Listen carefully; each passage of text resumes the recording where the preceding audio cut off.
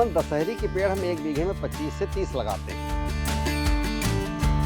ये पूरे संसार में कोई ऐसा देश नहीं है जहाँ की कि मैं ये प्रजातियाँ न लाया हूँ और आम यहाँ पे न लगाए गए हों। जापान का आम हो, चाहे अमेरिका का आम हो, चाहे फ्लोरिडन मैंगो हो, 352 किस्म के आम मैंने लगाए हैं। मलिहाबाद या पुराने जगहों में देखिए आमों के जंगल खड़े हैं।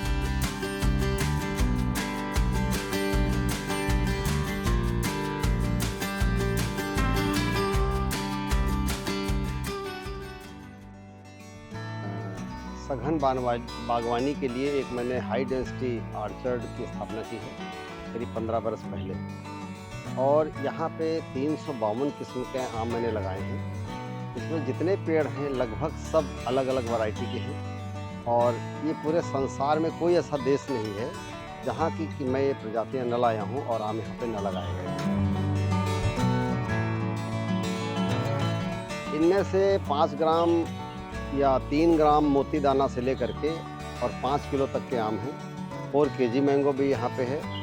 आपके जापान का आम हो, चाहे अमेरिका का आम हो, चाहे फ्लोरिडन मैंगो हो, सेंसेशन अफ्रीका के हो, ऑस्ट्रेलिया हो, मॉरिशस हो, थाई के हो, इंडोनेशिया, श्रीलंका, जहाँ जहाँ भी मैंगो होते हैं, इवन प्राइड ऑफ रशिया वगैरह भी हमारे पास में है। तो ये बहुत ही सुंदर वैरायटी है। ये वैरायटी ऐसी हैं जिनमें करीब 27 वैरायटी तो ऐसी भी थ्रू आउट द ईयर यहाँ पे फल देती है। उनमें सदैव फल आएंगे, फूल आएंगे और फल लगेंगे, पकेंगे भी। और कुछ वैरायटी ऐसी जो 2 से 3 बार फसल देती हैं, उनमें फिक्स टाइम उनका होता है, वो उनमें होते हैं। सबसे खास बात यह है कि इन 12मासी आमों में मेरे पास रंगीन आमों का भी एक अच्छी संख्या में आम हम पैदा करते हैं। जहाँ तक इस बाग में मैक्सिमम रंगीन आम ही हैं, क्योंकि 2011 के आसपास में एक इंटरनेशनल कॉन्फ्रेंस हुई थी। उस समय उन्होंने हमें घोषित किया था कि आपके पास सर्वाधिक इंडिया में रंगीन प्रजातियों का जखीरा है, और उसके लिए उन्होंने हमें फर्स्ट प्राइज से सम्मानित किया था।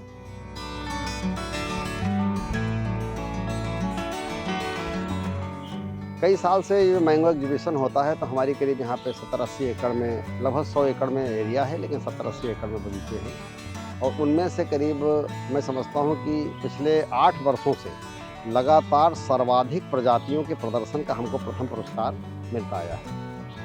जहाँ तक इन पेड़ों में हाई डेंसिटी की बात है, कुछ पौधे ऐसे हैं जो 2 मीटर के हैं, कोई 1 ही मीटर का है, कोई 1 ही फुट का है, और उनमें भी वैराइटल मैंगो काफ़ी होते हैं। जहाँ तक बड़े पेड़ों की बात है, यहाँ पे ज़्यादातर बड़े पेड़ रामकेला को छोड़ के कोई नहीं लगाया गया, जो ख़ासतौर से अचार के लिए होता है। इसके अलावा इस बाग में मैंने जो सदाबहार जिनको कहते हैं, रंगीन प्रजातियों के आम, उनको भी मैंने काफ़ी लगाए हैं।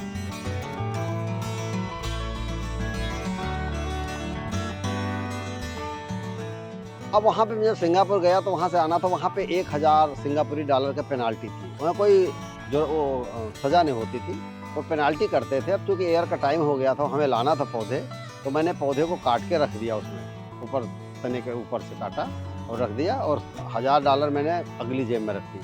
मैंने कहा अगर टोकेगा तो पकड़ो भाई, रसीद काट लो, पैसे तो लोगे, ले लो, खत्म हो गया, मैं पौधा में ले जाऊंगा हर हाल में। तो ऐसे कई बार श्रीलंका में भी ऐसे हुआ, तो कई जगहों से ऐसे पौधों को मैं ले आया।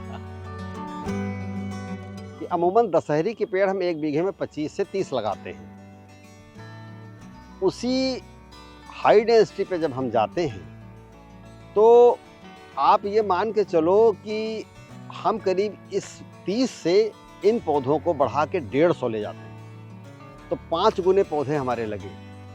जब 5 गुने पौधे यहाँ लगे, तो अमूमन उसकी प्रोडक्शन भी मल्टीपल होगी, क्योंकि धूप इनको सबसे ज़्यादा चाहिए, हवा चाहिए। छोटे पौधों में ये सब बड़े इजीली अवेलेबल हो जाता है। अब मलिहाबाद या पुराने जगहों में देखिए आमों के जंगल खड़े हैं, उनमें प्रोडक्शन ख़त्म हो गया, दवा सही पड़ नहीं पाती है, लोग परेशान हैं कि इनको कटवाओ, हटाओ यहाँ से, पेड़ लकड़ी आ जाते हैं, अंदर से लकड़ी बड़ी मजबूत हो जाती है, तो उसका ग्रोथ पे फ़र्क पड़ता है। उसमें अगर ज़्यादा दशहरी आ गई तो नन्ही नन्ही हो जाएगी, कम दशहरी तो बड़ी बड़ी हो गई दशहरी। इस तरह से उस पर प्रोडक्शन पे बहुत ही अच्छा असर नहीं होता है। इसलिए मैंने तय किया कि इन पौधों को लगाना ज़्यादा बेहतर है। अब आज के समय में तो इसी से पैसा है।